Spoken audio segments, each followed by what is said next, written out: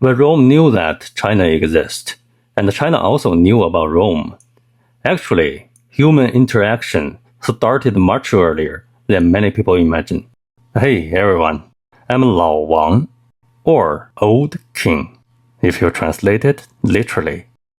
At this time, about 2,200 years ago, China was under the Han dynasty, which had only recently achieved true unification for the first time in Chinese history not long ago. Now look at the map. The shape of its territory was already quite similar to today's China. Now, heads up, this is crucial. Today, more than 2,000 years later, among China's 1.4 billion people, more than 91% are still Han Chinese, including me. Which means for most Chinese people, the same character Han is still written on our ID cards. So if someone really wants to understand China, the Han dynasty is absolutely a key period. The Han dynasty have such a huge influence on China. You know what's amazing? Like medical. Almost at the same time, the Roman Empire had a similar influence on Europe.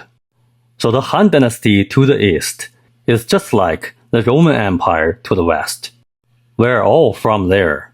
Well, about the ID card, till today we still have this word Han on our ID card. This is because if you look carefully at the map, you will find that to the north of China at this time, there was a huge empire called the Xiongnu Empire. The Xiongnu for the Han, the Huns for the Rome. The Xiongnu was one of the first great nomadic empires in human history, and it was extremely powerful. The Xiongnu were also Asian people. Their appearance was very similar to people in northern China today. So naturally, conflict between the Xiongnu and the Han dynasty was unavoidable. That place was too cold. They were living a very hard life. So every once in a while, they're like, "We can't survive here. We've got to head south and get what we need." So they came down again and again. And at that time, the Great Wall had already appeared. One of its most important purposes was to defend against the Xiongnu.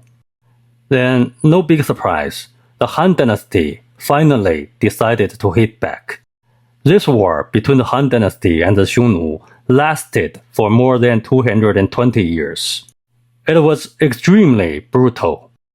I'm not going to show any battle footage here, because it was simply too bloody. And eventually, after more than 200 years of conflict, the Han dynasty completely destroyed the Xiongnu Empire. Now here's the thing. During this process, the many different groups within the Han Empire became much more united than ever before. And the Han dynasty's powerful military achievements made people proud to be citizens of the Han Empire. They began to call themselves Han. That is why 2,000 years later, most Chinese people today are still Han Chinese. The Han dynasty gave their people immense dignity. Till today, people are proud of it. At the same time, Rome was also about to enter its golden age. But something that would change human history was about to happen. After being defeated by the Han dynasty, part of the Xiongnu population entered China and eventually became Chinese. But another part, the rest of them, unwilling to submit, began a long migration westward. Because to the east was the ocean, to the south was China, and the north was too cold. Siberia? No way. We're not going to there. It was almost impossible to survive there. Yeah, we have no choice. We can only head west. And when such a powerful group of people began moving west on a large scale, you can probably imagine what would happen. Yeah, a huge threat was coming from the east. Then centuries later, after the fall of the Han dynasty, something extremely tragic happened. China fell into internal chaos. Well then, taking advantage of China's instability, many groups from the north moved south in huge numbers and entered China, hoping to take control of this land. Then China fell into complete chaos. It was the darkest era in Chinese history. We call it 五胡乱华, 5 barbarians invasion period. But actually it's not 5, it's a lot. Many different ethnic groups and the Han people entered a long period of conflict and warfare. Even the Great Wall failed. Well, it's not about Great Wall. It's the whole nation fell apart from the inside.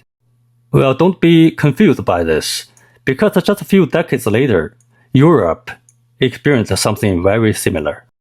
The Xiongnu, who had been pushed away by Han dynasty, had gradually moved westward and reached this area, roughly where Ukraine is today. Those powerful and fierce people continued moving west for 200 to 300 years. Their population kept growing, and eventually they reached Europe, creating a huge shock, just like Mongolian, for the whole continent. So under the enormous pressure from the Xiongnu, the Germanic tribes began moving south to escape them. Large numbers of Germanic people entered the Roman territory, causing massive conflicts and chaos inside the Roman Empire. Well, a few decades later, the Western Roman Empire collapsed. So in simple terms, this is what happened. The Han dynasty fought against the Xiongnu. The Xiongnu were defeated, and some of them moved west. They cannot stay here anymore. Then their movement triggered a chain reaction across the entire Eurasian continent. Many years later, their descendants, known in Europe as the Huns, had entered Europe. They pushed the Germanic tribes under pressure, forcing them to move south into Roman territory, which led to wars and chaos, and eventually the fall of Western Roman Empire. Well, here's one thing we need to note. Whether the Huns who suddenly appeared in Europe was actually descendants of the Xiongnu defeated by the Han dynasty is still debated among historians. But one thing is certain. Once the Xiongnu began moving west, then the pressure caused by competition for survival was inevitably passed further and further west. And after this, the Eastern Roman Empire continued to exist for another 1,000 years. But the Roman Empire as a unified superpower never returned. Well, however, in the East, something remarkable happened. After a period of violent ethnic conflicts and culture integration, China did not fall apart. Instead, a much stronger empire emerged. It was called the Tang dynasty. China was back again. But today you can still find Chinese people around the world, many of them who still call themselves Tang people. The thing is, many countries have Chinatowns, but in Chinese, we don't call them Chinatown. We call them Tangrenjie, which literally means Tang people street. And the Tang comes from the Tang dynasty. Yeah, we're part of it. This powerful dynasty was much larger than today's China. And more importantly, just like China today, the Tang dynasty brought together many different ethnic groups. It did not discriminate against different peoples, and this openness helped create an unprecedented period of prosperity. This is why we call it the Golden Age. Across the whole empire, there was a strong feeling of openness, confidence, and prosperity. But meanwhile, sadly, Europe entered the Middle Ages, a long period, often called the Dark Ages. The civilization in Europe experienced a major decline, but the tragedy did not end there. Several hundred years later, the Mongols from the east would once again bring a huge shock to the entire Eurasian continent. In the Tang dynasty, the ancestors of Mongols, they are already living here. They went west again. It's not good, but at the same time, the Mongols also helped bring many achievements of Eastern civilization to Europe. Gunpowder, the compass, printing, paper money, mathematics, and many other ideas and technologies. This exchange through the whole continent would help create the conditions for Europe to begin the age of exploration. And then European exploration led to the colonization of Africa, Asia, and North America. Well, it's almost the whole world. And eventually, it led to the birth of the United States of America. And during this same process, China would experience one of the most difficult periods in its thousands of years of history.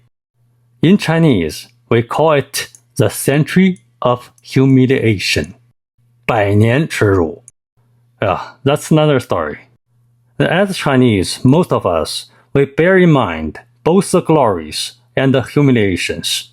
And I think that's why we are working so hard. We will talk about it later. Alright, see you guys next time.